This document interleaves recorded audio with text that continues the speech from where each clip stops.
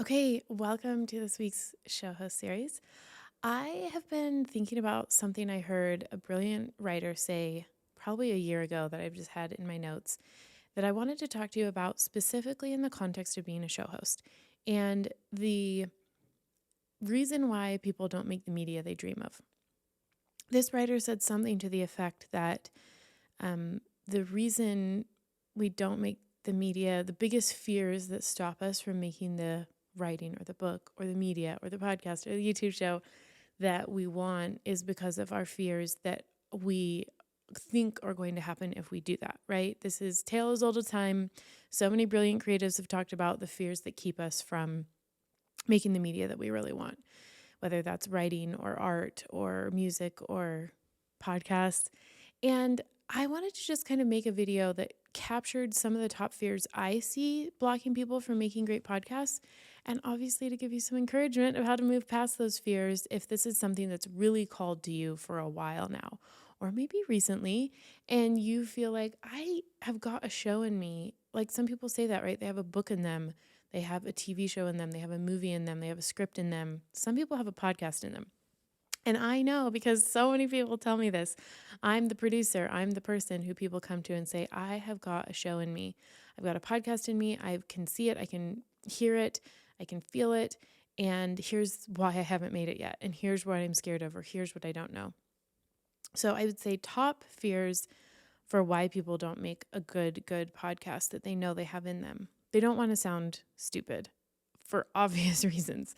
It's very easy from an audience perspective, if all you've ever done is listen to podcasts, or maybe you've been a guest on a couple, it's very easy to think like, I am not going to sound as good as fill in the blank excellent show host if I host a show, and I'm going to look stupid, and I'm going to sound dumb, and people are going to make fun of me.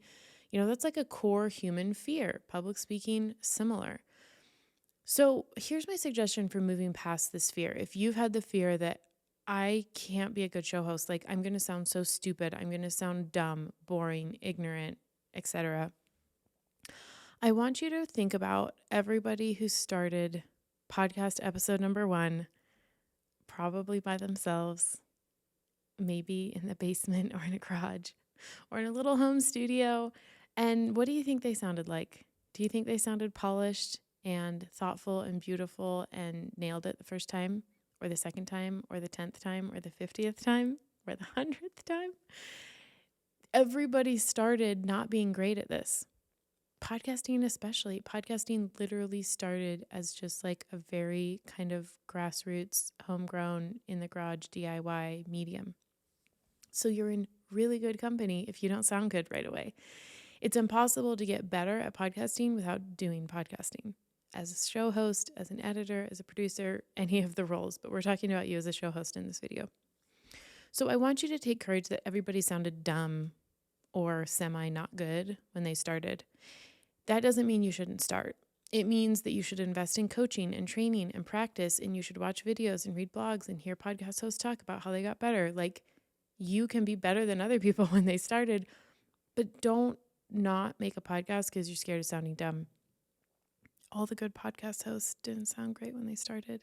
And if they hadn't risked sounding dumb, figuring it out, making some faux pas, messing up a few times, listening to themselves back unedited and being like, oh my gosh, listen to the way I talk, we wouldn't have great shows that have changed millions of lives. So, fear number 2, I often hear of why people don't make podcasts is they're really worried that they won't be able to keep it up. They're like, if maybe I'll start and get a few episodes in, and then I'm worried there's too much time, too much money, too much energy, too much of my own creativity will be required to keep it going. Like, can I even sustain it? And this is valid in a lot of ways.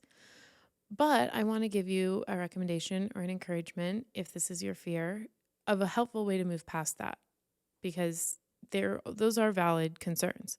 Podcasts done well take quite a bit of time and energy and creativity and money.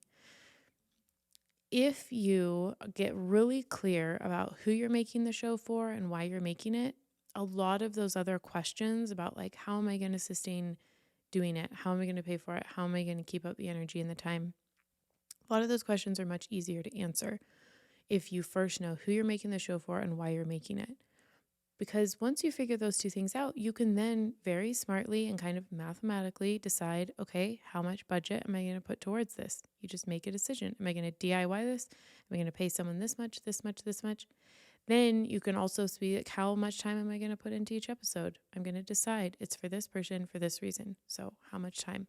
You can kind of reverse engineer handling those fears from the outset if you get clear on who you're making it for and why you're making it. Without that clarity, it's totally possible that your show could just like balloon into this behemoth thing that you just abandon early on because it's overwhelming and crazy. But if you know who you're making the show for and why you're making it, it's much easier to answer those questions. Okay, big fear number 3 about why people don't make great podcasts. And these are ones that I hear as a producer. They kind of are like, is it already been done? Like, is podcasting over as far as new people entering the space? Like, did I miss my shot? Was it 5 years ago? Was it 2 years ago? Was it 10 years ago? Like, have I missed the boat of capitalizing on the opportunity of podcasting to connect with an audience, build my brand, make money, whatever? And this is my word of recommendation. Podcasting, depending on who you ask, is anywhere from 10 to 20 years old. And it's very young. Like in the world of media, like compare that to TV, film, radio, like it's so young. And there's no way to forecast the future of like if it's over.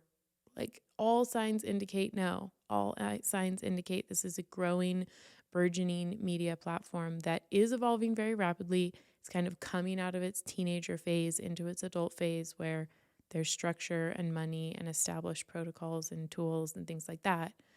So it's changed dramatically in the first 10 to 20 years, as any medium does. But that doesn't mean that it's like the opportunity's passed. Radio is old. It lasted decades. I mean, it's still here. You could say it's evolving rapidly because it needs to. TV's been around for a very long time. Film, like these mediums started one way and they have evolved and evolved and evolved and evolved through the decades. And I've said this before in other episodes, and I'll say it again, the skill that will translate through every phase of podcasting is being a great show host. The tech will change, the production styles will change, the money will change, the kind of ways things get published will change. All of that will change, just like it has in every other media format. But being a really great show host won't change dramatically. I mean, we'll get better in certain ways, and there's cultural context that changes and there's styles that change. But the ability to be a great show host, like that's timeless, and it will evolve and it will reward you the better you are at it. So that's my word of encouragement. If your big fear to start a podcast is like, did I miss the time? You missed the first chapter, which is fine because it was a lot of work and a lot of bad stuff was made, like amateur hour. But like it's chapter 2 now. So come on in chapter 2 and like learn from all the people who came in chapter 1 and then step in now and start building the skill. Because this medium, wherever it evolves, is going to be here. It's so powerful. It's so popular. It's so doable. It's so interesting. I would kind of think of podcasting kind of like streamers for TV shows. Remember how TV shows were a certain way when they had to be on cable news at the primetime slot, and that was it? And now TV shows can be like a lot of different things because of the streamers. Podcasting can kind of evolve similarly. Like it used to only be able to be distributed in these certain ways, and it took all this tech and issues, and like that's changing rapidly. Podcasting is evolving rapidly. It's becoming video and audio and long form and short form and fiction and nonfiction and scripted and like the medium has so much space to play in. So you didn't miss the boat. You missed chapter 1. That's fine. Like we're just getting started. Okay, those are probably, did I say 3 fears? I think I said 3 fears. Those are the top 3 fears that I probably hear most often. Why people don't make podcasts who really want to make a podcast. So if those are relatable to you, hopefully this was encouraging. Leave me a comment. Let me know if you have other fears you want addressed. Happily, I will address them. Subscribe to the channel. We're bringing you weekly videos on our series to help you become a better show host. And I will see you in the next video.